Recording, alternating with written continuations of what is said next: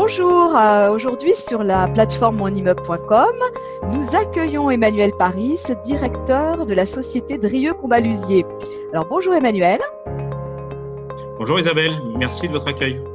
Oui, alors donc on est très content, on est ravis de vous accueillir d'une part parce que on vous connaît bien, vous êtes un partenaire de monimmeuble.com depuis quelques temps maintenant et surtout parce que votre société est une société d'ascensoristes mais qui est quand même particulière parce qu'elle est spécialisée dans l'ascenseur, on va dire sur mesure haut de gamme à Paris. Et ça c'est pas banal quoi, c'est vraiment quelque chose d'exceptionnel et d'intéressant à préciser pour nos lecteurs. Alors, effectivement, Drieux-Combalusier est une société à part dans le paysage des ascensoristes en France et plus particulièrement à Paris, puisque c'est la première société qui a cassé des escaliers dans des immeubles haussmanniens pour mettre des ascenseurs à la place et donc pouvoir permettre une mobilité au sein des immeubles, des vieux immeubles parisiens. Et ça depuis, c'est depuis 1947, c'est la date de création de la société Drieux par Robert Drieux. Donc c'est effectivement une société à la fois âgée, mais aussi qui a des spécificités en termes de savoir-faire. Oui, alors justement, parce que moi j'ai eu la chance de visiter votre atelier au Lilas, et là c'est incroyable. Donc on a des compagnons, on a des artisans qui travaillent aussi bien le bois, le fer, le verre, enfin tout type de matériaux. Donc expliquez-nous un peu comment vous fonctionnez. On fonctionne comme une entreprise spécialisée et avec une dimension artisanale. Spécialisée, c'est-à-dire que nous on est vraiment focalisé dans l'aspect des installations neuves d'ascenseurs, sur des ascenseurs sur mesure et dans du bâtiment existant. On ne fait pas de bâtiments neufs, de promotion immobilière, c'est pas tellement notre créneau. Donc on fait finalement que des ascenseurs sur mesure. Et donc pour pouvoir fabriquer et pouvoir installer ces ascenseurs, nous avons des compagnons menuisiers, des compagnons serruriers, nous avons des personnes qui travaillent le verre également et on travaille également en partenariat avec un certain nombre d'entreprises qui ont des très hauts savoir-faire pour pouvoir au final faire un ascenseur qui corresponde au bâtiment de nos clients. Donc si on a un bâtiment haussmannien, l'idée c'est de fabriquer, de concevoir, fabriquer et installer un ascenseur sur mesure, donc avec du bois, avec du fer, mais qui correspondent le plus parfaitement possible au style et à l'histoire du bâtiment. Voilà. Donc nous, notre métier, c'est finalement, dans le cadre de ces installations et de la fabrication en général, pouvoir faire collaborer l'ensemble de ces métiers pour pouvoir fabriquer cet ascenseur qui sera le plus adapté possible à l'immeuble. D'accord. Alors, donc justement, vous avez un savoir-faire particulier et exceptionnel de par tous ces métiers là qui travaillent ensemble, mais aussi finalement en matière de technologie, parce qu'aujourd'hui dans les ascenseurs, on a beaucoup de technologie, d'électronique. Alors effectivement, aujourd'hui, l'ascenseur est devenu de plus en plus technologique. La technologie, elle tourne essentiellement autour de tout ce qui est électronique, donc les cartes, les réacteurs de fréquence. Donc aujourd'hui, ça, nous on répare en fait des cartes électroniques. On sait aussi concevoir des cartes électroniques et c'est globalement l'ensemble de la fabrication de l'ascenseur qu'on sait gérer, dont cette partie très technologique qui en est de notre point de vue qu'aux prémices, c'est-à-dire qu'on travaille de plus en plus sur les technologies qui vont nous permettre aussi de récolter toutes les informations liées à l'ascenseur et rentrer dans un monde de maintenance prédictive. Donc, au-delà de la dimension artisanale de notre entreprise, on passe dans une entreprise de plus en plus très, très technologique et très innovation. Et l'innovation ne va pas seulement toucher nos ascenseurs, mais elle va toucher surtout finalement la relation qu'on peut avoir avec nos clients payeurs, qui peuvent être un syndic ou peut être des maîtres d'œuvre, mais aussi au final les utilisateurs. Donc la technologie, elle ne sera pas seulement au service d'un ascenseur qui sait s'arrêter au bon endroit avec une bonne vitesse, mais aussi pour pouvoir distribuer de l'information la plus qualifiée possible et qui soit la plus utile possible.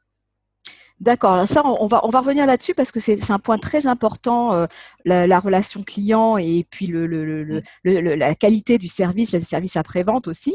Mais je voulais quand même préciser pour nos lecteurs que donc on a dit que vous étiez peut-être une entreprise de notre patrimoine français et la preuve en est que vous avez reçu il y a pas si longtemps que ça du ministère de l'économie, si je me trompe pas, un label qui est le label entreprise du patrimoine vivant. Alors là, c'est quand même le label EPV. Alors qu'est-ce que c'est que ce label? Alors, nous sommes extrêmement fiers de ce label. Ce label, il est décerné par le ministère de l'économie et des finances. Donc, en l'occurrence, on a reçu un joli diplôme de monsieur le ministre Bruno Le Maire. Ce label met en avant en fait l'excellence des savoir-faire que nous pouvons avoir en France et a vocation en fait à mettre en avant ces savoir-faire. Et à la base, c'est aussi pour valoriser ces savoir-faire à l'étranger. Mais c'est aussi pour pousser les entreprises à se différencier par une dimension de plus en plus qualitative avec une forte valeur ajoutée.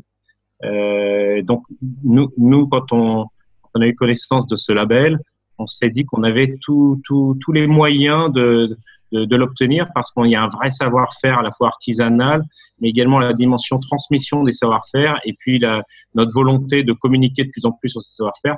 Donc, ce label, on a donc eu des audits de la part et on a répondu à différentes questions pour pouvoir l'obtenir. Et donc, on l'a obtenu au mois de juillet dernier. Pour nous, c'est une très, très grande fierté, effectivement. Ça met en avant vraiment notre capacité à être très différent de nos confrères ascensoristes. C'est ça qui nous importait, c'était de pouvoir mettre en avant cette différence qui repose notamment sur des savoir-faire que nous avons dans nos ateliers, mais aussi que nous avons dans notre métier en général de maintenance et dépannage, donc dans notre métier plus classique. D'accord, bah justement, la transition est toute trouvée puisqu'on va peut-être aborder le sujet de la relation client. Vous avez voulu donc justement avoir ce lien avec vos clients en continu et vous avez mis en place une équipe dédiée qui répond au téléphone et qui prend en compte toutes les remarques, les appréciations de vos clients. Alors, dites-nous comment ça se passe et pourquoi vous avez pensé que ça serait intéressant de faire ça dans votre structure.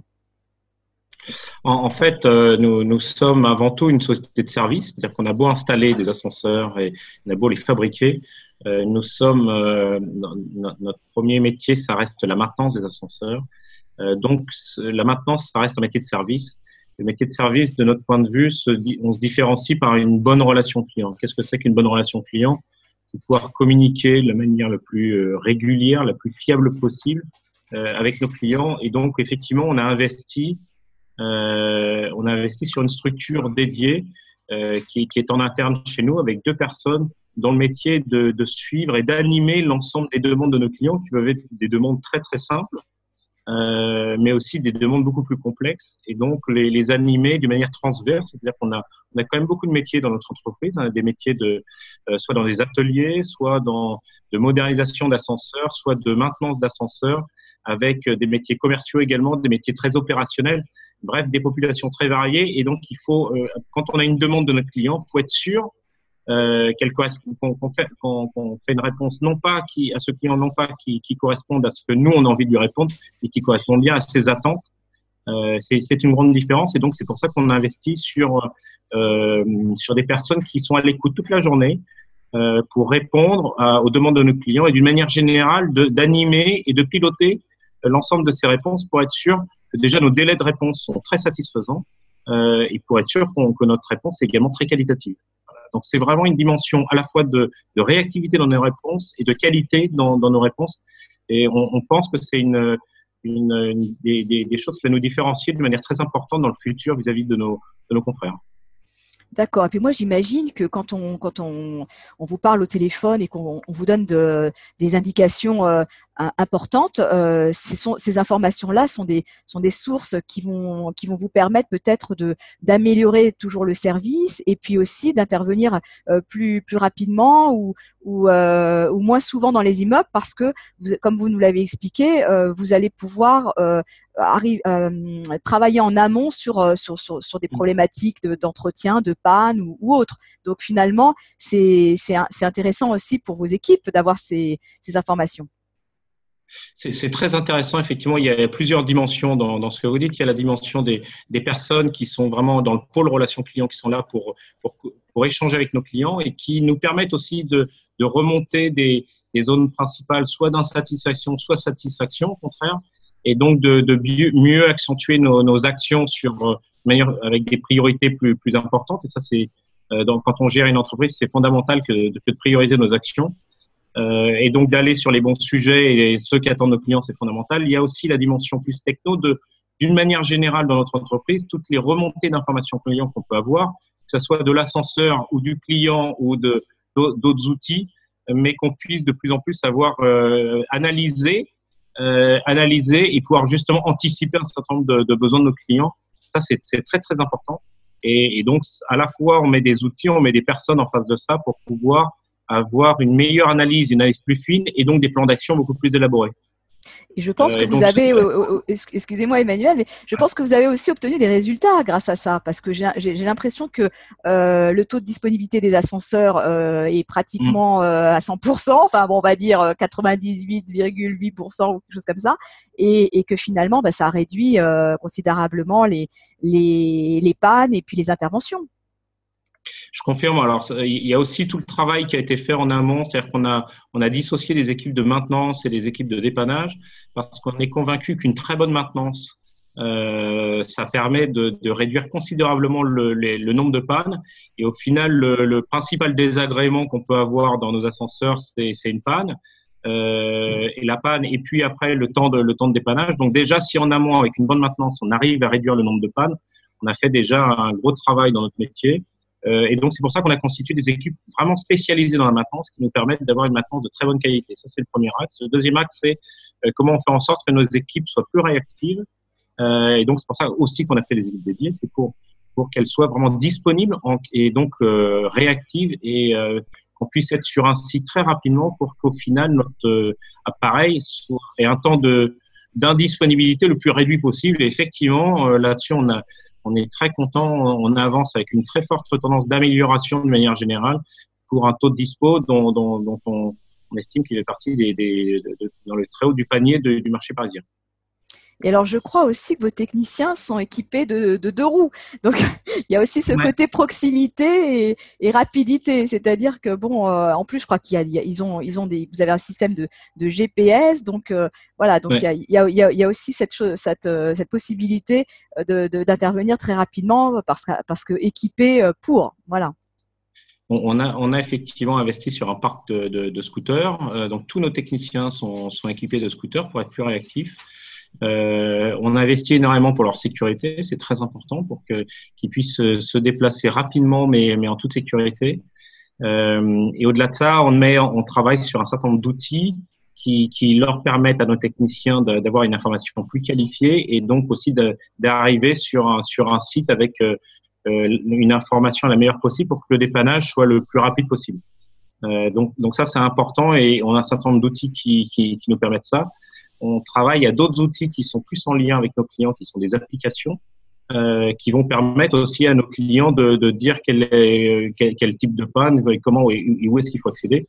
Donc, il y a à la fois des outils, à la fois des moyens qu'on met en place. Et la géolocalisation fait partie des moyens, effectivement, qui permettent de trouver le bon technicien au bon endroit, le plus proche possible, pour pouvoir les dépanner le plus rapidement possible. Et donc, avec un seul objectif, c'est ce que vous avez dit tout à l'heure, réduire le taux d'indisponibilité et donc d'augmenter notre taux de disponibilité de nos ascenseurs. D'accord. Donc les outils, la technologie, ce qu'on peut faire aujourd'hui parce qu'on est bien équipé, donc ça facilite bien sûr le travail de chacun. Mais la relation humaine, elle est pour moi la plus importante. Et je pense aussi que pour vous, c'est ce qui fait la qualité aussi d'une entreprise. Et vous avez des techniciens qui sont dédiés à des zones ou à un parc, à des immeubles. Voilà, donc il y a cette relation qui se met en place avec les occupants. Hein, c'est ça. Ouais, c'est un élément essentiel en fait dans le métier de service que nous avons.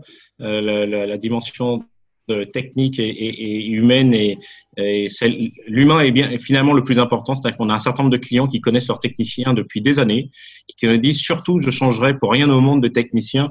Laissez-moi monsieur machin. Et voilà, ça c'est vraiment un élément très important. Là-dessus, on est très exigeant vis-à-vis d'autres techniciens, à la fois sur le savoir-être.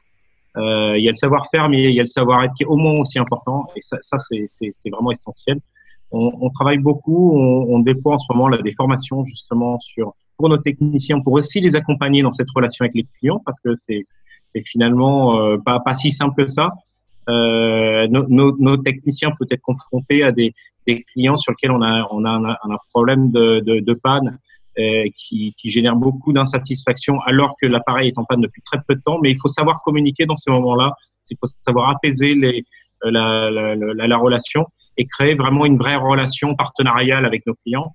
Donc, c'est une des raisons pour lesquelles on accompagne nos techniciens et d'une manière générale tous nos salariés dans cette relation. Mais je suis vraiment d'accord avec ça. C'est un élément très différenciant. On parlait tout à l'heure de relation client. C'est avoir des commerciaux ou des techniciens qui sont proches de nos clients en général. Ça change tout, en fait. Ça change tout et c'est vraiment un axe très fort qu'on a développé depuis quelques temps et notamment en commerce et à la technique, c'est essentiel. Bon, je pense qu'on a un peu mieux compris qui vous étiez, vos spécificités, ce qui vous tenait à cœur, ce que vous mettez en avant pour que ça fonctionne et pour que vos clients soient contents, tous les efforts que vous portez pour toujours améliorer le service. Est-ce que vous avez quelque chose à ajouter ou peut-être encore des développements à venir ou simplement des conseils à donner à nos copropriétaires? Voilà, je vous laisse le mot de la fin, Emmanuel. Non, je ne me permettrai pas de donner des conseils, mais en tout cas, nous, on est ravis de travailler sur ce secteur d'activité qui est un secteur très riche. On rencontre des situations complexes, mais aussi des gens formidables, que ce soit dans les copropriétés, que ce soit dans les bureaux. Nous, on est vraiment quand même spécialisés dans la copropriété. Ça fait maintenant 70 ans. On travaille beaucoup pour chercher de nouvelles idées et nous différencier, et puis innover aussi, parce qu'on est convaincu que c'est ça qui fera la différence demain, et innover notamment dans la relation avec nos clients. Et donc, c'est pour ça qu'on est content aussi d'être partenaire de monimmeuble.com, c'est que ça nous permet, c'est un canal finalement pour nous, pour communiquer et mieux nous faire connaître et faire transmettre notre passion de notre métier avec un canal tel que celui-ci. Voilà, donc nous, on est ravis d'être partenaire de monimmeuble.com et puis de manière générale de travailler dans ce métier qui est génial aussi. Bon, c'est formidable. Donc, tout le monde est heureux parce que moi, je suis très contente de vous avoir comme partenaire parce que je trouve que ce que vous faites aussi, j'ai appris beaucoup et puis je partage ça, ce savoir-faire avec nos lecteurs. Donc, c'est un vrai plaisir. Donc, on va vous revoir assez souvent dans nos pages. On va vous lire et voilà. On incite bien sûr nos lecteurs à vous rendre visite, à vous contacter, à vous découvrir. Faut pas hésiter à nous rendre visite. Exactement. Donc, on va mettre votre site internet. On va mettre tout ce qu'il faut pour aller à votre rencontre. Et puis, moi, je vous dis au revoir. Je vous remercie pour votre participation, pour tout ce que vous nous avez apporté dans cet échange. Et puis, je vous dis à très bientôt, Emmanuel Paris. Au revoir. Merci Isabelle. À très bientôt. Au revoir.